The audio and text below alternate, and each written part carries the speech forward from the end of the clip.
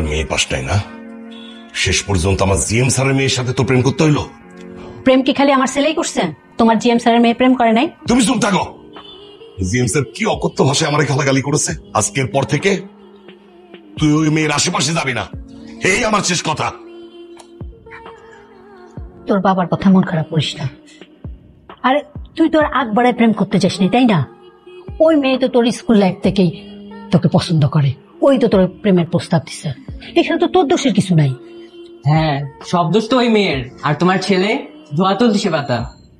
জয়, বড়দের কথার মাঝখানে কি? তুই পড়তে থাক। তুমি কি আমাকে ভালোবাসো? বাসি, এই কথা আবার নতুন ভাবে শোনার কি আছে? কতটা ভালোবাসো? যতটা তুমি আশা করো তার থেকে অনেক বেশি ভালোবাসি। তুমি আমাদের ভালোবাসার জন্য সবকিছু করতে পারবে? হ্যাঁ পারবো। আমাকে নিয়ে পালাতে পারবে? পালিয়ে মানে পালিয়ে যাব? কি পালাতে পারবা না? না পারবো, কিন্তু তুমি কি সিরিয়াস? হ্যাঁ আমি সিরিয়াস। দেখো আমি না খুব ভালো করে বুঝে গেছি তোমার আমার রিলেশন আমার বাবা কখনোই মেনে নিবে না। সো এভাবে চলতে থাকলে হয়তো তুমি মরবা নয়তো আমি। তাই আমি পালিয়ে বিয়ে করবো। পারবা? আচ্ছা ঠিক আছে, আমি একটু ভেবে চিন্তে তারপর তোমাকে জানাচ্ছি। রোদেলের সাথে আমার কথা হয়েছে, ও আজকে রাতেই ওর ব্যাগপত্র গুছিয়ে বাসা থেকে পালাবে। আর তুই রাত ঠিক 10টার সময় গাড়ি নিয়ে ওর বাসার পিছনে কেটে দাঁড়াবি, ও ব্যালকনি থেকে নামবে। আর ঠিক সেই সময় দারুণকে সরানোর দায়িত্ব তোর। 5 মিনিটের জন্য হলেও দারুণকে গেট থেকে সরাবি। আর স্বাধীন, তুই শিওর তো তোর মদন মামা সবকিছু ম্যানেজ করতে পারবে? 100% শিওর। ওকে, তার ওইখানে গেলে কোনো প্রবলেম হবে না তো? তুই কোনো টেনশন করিস না, আমার এখানে আমরা সেফ থাকবো। ওকে।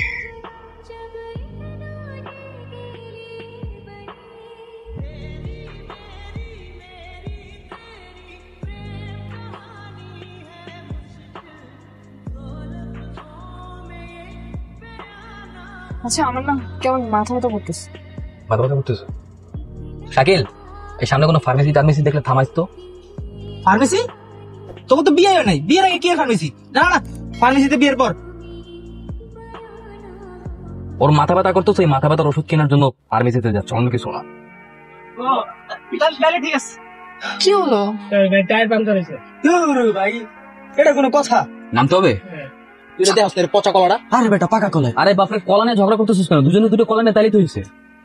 এই সত্যি করে বলো তো, এই ভাঙা মাইক্রোটা কোত্থেকে চুরি করে আনছো? চুরি করছি মানে? চুরি করবো কেন? এটা তো ভাড়া করে নিয়ে আসছি। ভাড়া করে আনলে একটু নষ্ট হবে কেন? কোম্পানির গাড়ি, সেটা কি আমরা জানি নাকি? আমরা কি গাড়ির মালিক নাকি? কোনটা ভালো কোনটা খারাপ বুঝবো? আচ্ছা আমরা এখন যাচ্ছি কোথায়? এরপর আমরা যাচ্ছি মদন মামার বাসায়। ইয়েস, মদন মামা। কিন্তু ওনার নামটা জানি কেমন, নাম শুনে মনে হচ্ছে উনি একটা ঢেঁড়স মার্কা লোক। আরে নামে কি আসে যায়? আমার কেন জানি মনে হচ্ছে মদন মামার নামটা মদন মদন হলেও সে কাজে মদন। এই বিজয়, গাড়ি ঠিক হয়ে গেছে, তোরা সবাই চলে আয়। গাড়ি ঠিক হয়ে গেছে? জোস, এই তোরা যা, আমি বিলটা দিয়ে আসছি। মদন মামা, মদন মামা। মামা কে এখানে? মামা আসসালামু আলাইকুম। ওয়ালাইকুম আসসালাম। কি ব্যাপার, তোমরা দল বাইন্দা সবাই এখানে? ব্যাপারটা কি? সাথে আবার বান্ধবী নিয়ে আসছো? আচ্ছা, তোমরা কোনো ট্যুরে আসছো নাকি? বিজয় রোদেলাকে নিয়ে পালা আসছে, বিয়ে করবে। যতদিন পর্যন্ত ওদের ফ্যামিলি না মেনে নেয় ততদিন পর্যন্ত ওরা তোমার এখানে থাকবে। মামা তুমি ছাড়া কিন্তু আমাদের কোনো আশা ভরসা নেই। না না না না, সর্বনাশ! কি করে না কয়? এই যে গত 2 মাস আগে আমার এক ভাতিজা একটা না বললে গিয়া মাইয়াকে আমার বাসায় নিয়ে আসছে। বয়স হবে কত, এই 14 বছরের মতো। এরপর আমার বাসাতে আনার পরে থানা পুলিশ, কি যে জামালা, কি যে কেলেঙ্কারি। আল্লাহ, আমি পারবো না বাবা, আমার মাফ করে দে। তুই না বলছিলি তোর মদন মামা নাকি মহা সেনা লোক, সে নাকি অনেক কিছু পারে, সে নাকি এরকম ধরে ধরে সবাই বিয়ে করে দেয়, লাভ গুলো নাকি কোথাকার কি আস্তা মত না। কই তুমি না আস্তে একটা মদন হয়ে যাবা। কত আশা ভরসা দেখা আমি আমার বন্ধুকে নিয়ে আসছি যে আমার মদন মামা কোনো না কোনো একটা রাস্তা বের করবে, আমাদের উপায় বের করে দিবে। তুমি যে কিছুই করতেছ না আমাদের জন্য।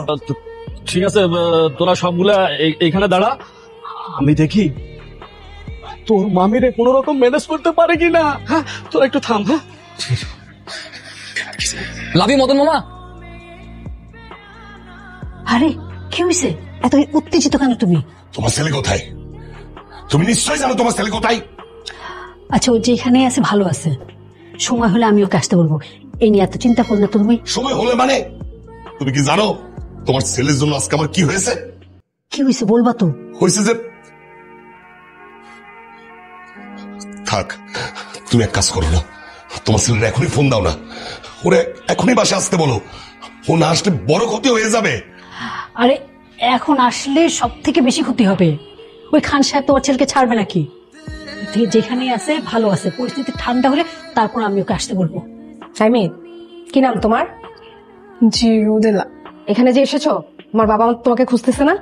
আহা, এত পুলিশি জেরা করছো কেন? মেয়েটা পালায় আসছে, তোমার জেরা শুনে তো ভয় পেয়ে যাবে। একদম চুপ থাকো। ভয় পাক, ভয় পাওয়ার চাইতে সতর্ক হওয়াটা জরুরি। ও যদি কোনো এমপি মিনিস্টারের মেয়ে হয় তখন কি হবে জানো? আমাদের 14 গোষ্ঠীকে তখন জেল খাটতে হবে। তখন কি হবে? আচ্ছা, তুমি এত নেতিবাচক কথা কেন বলছো? ওরা যেহেতু আমাদের বাসায় আসছে, থাকুক না কয়দিন, একটু ঝামেলা শেষ হলে ওরা নইলে চলে যাবে। তা অবশ্য ঠিক আছে, কিন্তু এই বয়সের ছেলে মেয়ে বিয়ের আগে একসাথে থাকা, না না, এটা আমার কাছে মনে হয় না ঠিক হবে। তুমি বরং এক কাজ করো, তুমি আগে ওদের বিয়ের ব্যবস্থা করো। তুমি ঠিক বলছো। এই তোমরা সবাই উঠো, আমরা আগে কাজী অফিসে যাই, বিয়ের কাজটা শেষ করে আসি। ওদের বয়স ঠিক আছে? হ্যাঁ হ্যাঁ, 100% বয়স হয়েছে আমাদের। আমার বয়স 23 বছর, ওর বয়স 19 বছর।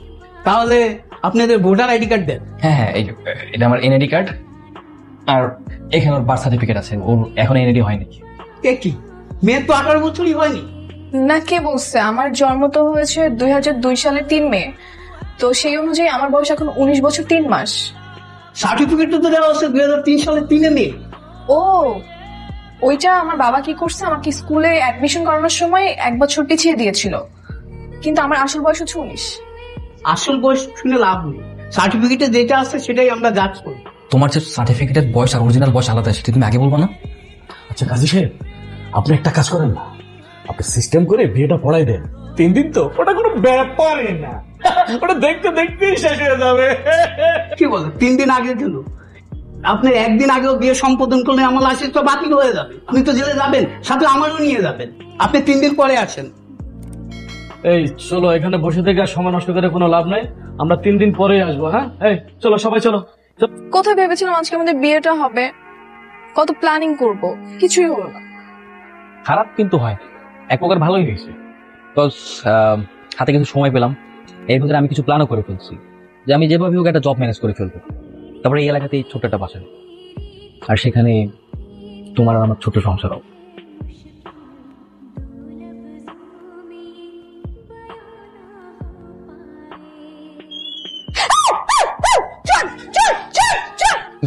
সরি সরি সরি মামি, আমি আমি আমি আমি আমি আমি রোদেলা ভাবছিলাম। Sorry sorry. এত রাতে রোদেলাকে তোমার কি দরকার? হ্যাঁ, না না মামি, আমি রোদেলা ঘুমাইছি কিনা দেখতে আসছিলাম, এতটুকুই। দেখো ছেলে, আমাকে একদম 6-9 বুঝাতে আসবে না। আমি কিন্তু সব বুঝি। এখনো তোমাদের বিয়ের 4 দিন বাকি, অতএব অনেক সময় বাকি। যাও, যে ঘুমাও এখন। আমার অনেক ঘুম আসতেছে না, একটা কথা বলে আসি। মামি প্লিজ। ঠিক আছে যাও, কিন্তু বেশি সময় নেওয়া যাবে না, খুব তাড়াতাড়ি চলে আসবে। এই থাম তোরা, কথা শোন আমার। এমনি আর কতদিন ঢাকায় তো যাওয়া লাগবে, বিজয়ের সাথে আর কতদিন ঘুরবি? তাও তো ঠিক, বাসায় তো যাওয়া লাগবো। আরে এই অবস্থায় কিভাবে বাসায় যাবি? বিয়ে শাদী হোক তারপরে যাই। বিয়ে হইতে আরো 2-3 দিন বাকি, ও তো মজা আছে 2 দিন পর আর বিয়ে।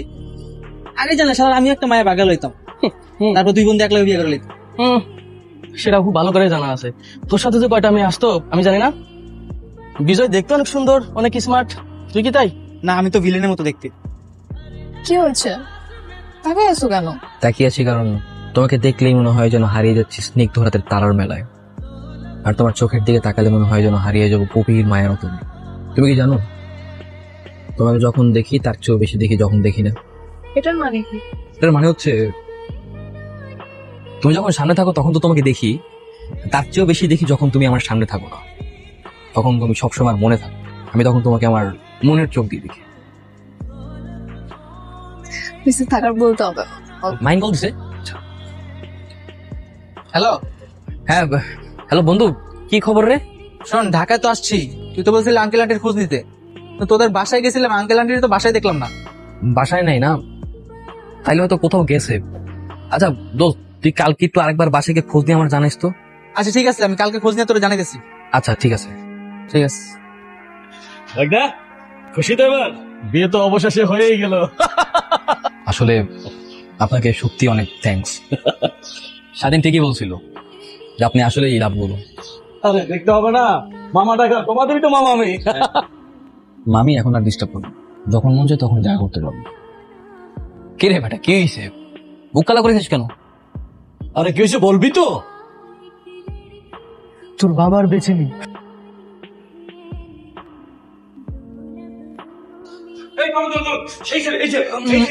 মানে কি স্যার? এই ছেলে আপনার মেয়েকে অপহরণ করেছে। এই ছেলে, এই সেই বদমাইশ।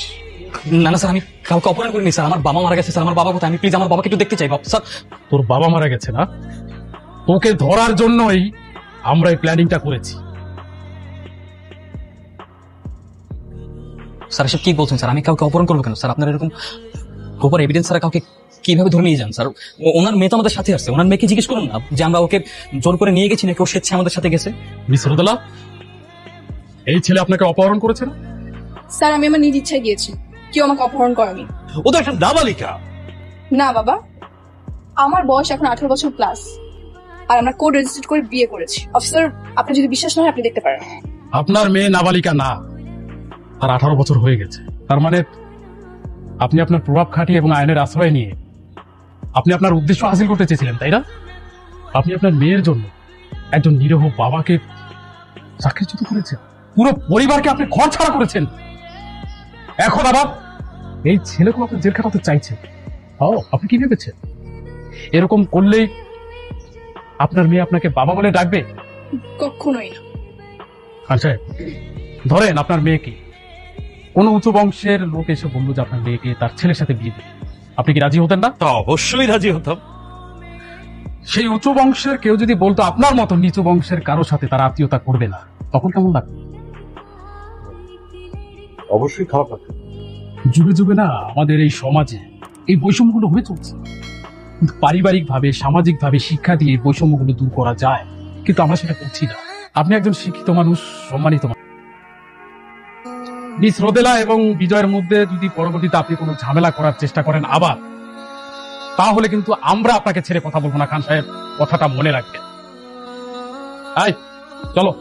দাঁড়ান অফিসার, আমি আসলে আমার ভুলটা বুঝতে পেরেছি। আমি আমার মেয়ের জামাতা হিসেবে বিজয়কে মেনে নিয়েছি। ভালো থাকবেন। Thank you. কি এই ছেলে, এখনো বোকার মতো দাঁড়িয়ে আছো কেন? যাও, তোমার বাবা মাকে নিয়ে বাসায় আসো। আমাদের বাসায় অনেক কথা আছে। কিন্তু আমার 10টা মিনিট খাওয়াই ফেলতেন, আর পারুম না স্যার। এই যে আপনি আমাকে স্যার স্যার বলছেন, এখনো বেয়াই বলতে পারেননি, এই জন্য আপনাকে আরেকটা মিষ্টি খেতে হবে।